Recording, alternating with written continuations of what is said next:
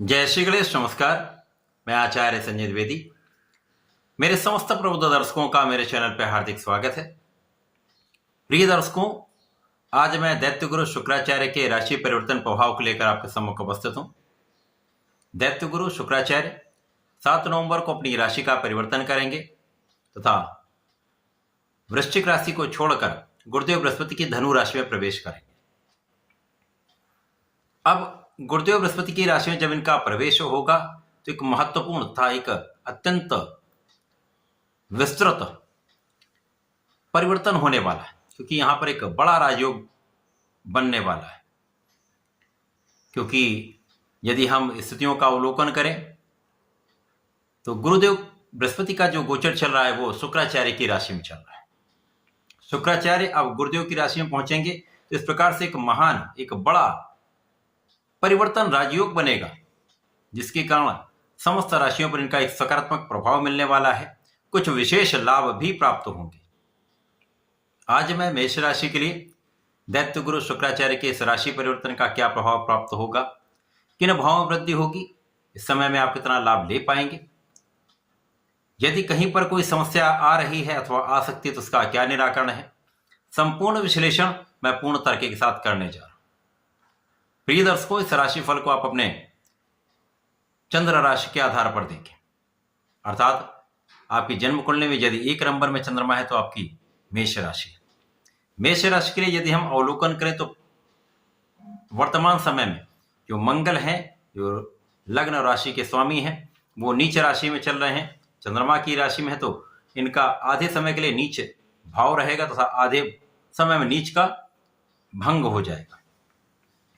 अब इस स्थिति में कुछ समय में विशेष लाभ आपको प्राप्त होंगे तथा कुछ समय में आपको उतना लाभ प्राप्त नहीं हो पाएगा। मेष राशि के लिए शुक्राचार्य आपके धन भाव के स्वामी तथा आपके सप्तम के स्वामी हैं। धनेश सप्तमेश का गोचर आपके भाग्य भाव में प्रारंभ हो रहा है। अभी तक शुक्राचार्य भी मंगल की राशि में होकर अष्टम भाव में थे, जिसके कारण निश्चित रूप से समस्या थी, क्योंकि अष्टम भाव एक त्रिक भाव है, मृत्यु का भाव है, यहाँ पर समस्त ग्रहों का प्रभाव निर्बल हो जाता है। जिस कार्यकत्व का जो ग्रह है उस कार्यकत्व का प्रभाव न्यून हो जाता है, जिसके कारण उतना अच्छा फल आपको मिलता नहीं। अब यहाँ पर भाग्य भाव में विशेष स्थिति में गुरुदेव की राशि में होंगे। गुरुदेव भाग्य के स्वामी होकर धन भाव में है, शुक्राचार्य धन भाव के स्वामी होकर भाग्य भाव में। एक बड़ा परिवर्तन राजयोग यहाँ पर बन रहा है। इसी प्रकार से गुरुदेव आपके 12वें भाव के भी स्वामी हैं। तो इस समय में मेष राशि के जातकों के लिए आपका भाग्य तो महाप्रबल होने वाला है। निश्चित रूप से यहाँ पर जो समस्याएं आपकी चल रही हैं, नीच राशि में लग्नेश का गोचर कहीं न कहीं समस्या कर रहा है, यद्यपि ये केंद्र के भाव में है, परंतु यहाँ पर उतार चढ़ाव की स्थिति बनी हुई। अब जब भाग्य प्रबल हो जाता है तो निश्चित रूप से आपके अवरुद्ध कार्य भी बनने लगते हैं। जहां पर कुछ समस्या आती है तो भाग्य के कारण वो काम आपका बनने लगता है। जहां पर कम लाभ हो रहा होता है वहां पर आपको लाभ प्राप्त होने लगता है, अथवा कहीं पर आप समस्या में आ रहे हैं तो वहां पर भाग्य के कारण उस समस्या से आप बच सकते हैं, बचाव हो जाता है।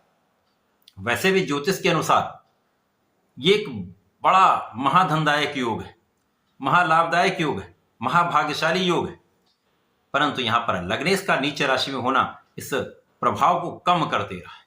परंतु फिर भी इस समय में आपके धन का भाव प्रबल होगा। जो धन की समस्या आ रही थी, धन रुक नहीं पा रहा था, धन का संचय नहीं हो पा रहा था, धन का आप उपयोग नहीं सही ढंग से कर पा रहे थे, उन सभी भावों में कमी आएगी तथा इस समय में आप धन का उपयोग कर पाएंगे। धन के संचय में प्रगति होगी, परिवार का सहयोग प्राप्त होगा, पारिवारिक संपत्ति से आपको लाभ होगा, परंतु इस संपत्ति के धन का आप सही जगह पर उपयोग करें। यदि इस समय में आप प्रॉपर्टी खरीदते हैं, किसी संपत्ति में धन लगाते हैं, तो वहां पर समस्या आ सकती है, क्योंकि यहां पर सुख संपत्ति के भाव में ही भूमिपुत्र मंगल का गोचर कहीं ना कहीं यहां पर नीच राशि में होकर समस्या कर सकता है। कभी एक अच्छा लाभ देने वाला हो सकता है, कभी आपके लिए हानि का योग भी बना सकता है। तो इस समय में बहुत सोच विचार कर आपको कोई निर्णय लेना चाहिए। इस समय में आपकी वाणी संयमित रहेगी, आपका सामंजस्य बहुत अच्छा रहेगा, क्रोध की मात्रा को संतुलित आपको करना पड़ेगा और यहाँ पर आप बहुत कुछ अपने आप को संतुलित कर लेंगे, अपने आप को बहुत बैलेंस कर लेंगे, क्योंकि यहाँ पर दो गुरुओं का आपको पूर्ण सहयोग प्राप्त हो रहा है। दोनों ग्रहों का सहयोग आपको ज्ञानवान भी बना रहा है, आपको धैर्यवान भी बना रहा है, आपको बुद्धिमान भी बना रहा है, आपको संयमी भी बना रहा है, जिसके कारण इस समय में आपका आक्रोश, आपका क्रोध, आपका जल्दीबाजी का जो गुण है वो कम हो जाएगा, जिसके कारण आपकी समस्या भी कम हो जाएगी, विवाद भी कम हो जाएंगे, जिसके कारण आपके कार्य क्षेत्र में, आपके व्यापारिक क्षेत्र में, आपके प्रोफेशन में आपको पहले की अपेक्षा अधिक लाभ प्राप्त होगा। लोगों का सहयोग मिलने लगेगा। यहाँ पर लोगों का सहयोग नहीं मिल पाता है, तो वहां पर अब इस समय से आपको लोगों का सहयोग भी प्राप्त होगा। यदि कहीं पर आपका धन फंसा हुआ है तो प्रेम पूर्वक उस पर बात करके आप अपने धन को निकालने का प्रयास करें। विवाद करने के प्रयास में समस्याएं बढ़ जाती हैं, तो यहाँ पर तो आप विवाद कर ही नहीं सकते, क्योंकि यहाँ पर निश्चित रूप से समस्या बढ़ जाएगी। इस समय में कुछ व्यय भी बढ़ सकते हैं, कुछ सुख साधन आपके बढ़ेंगे। बड़ी प्रॉपर्टी में, बड़े साधनों में आपको धन नहीं लगाना चाहिए, लेकिन सुख साधन बढ़ाने में आप अपना धन कुछ व्यय कर सकते हैं। कुछ स्वास्थ्य समस्याओं में भी आपका व्यय हो सकता है। अपने खाने पीने पर पूर्ण नियंत्रण रखें, एक अच्छी लाइफस्टाइल को अडॉप्ट करें। हेल्दी लाइफस्टाइल से आपके जीवन में परिवर्तन भी आएगा, आपके स्वास्थ्य में भी परिवर्तन आएगा, स्वास्थ्य समस्याएं कम से कम होंगी।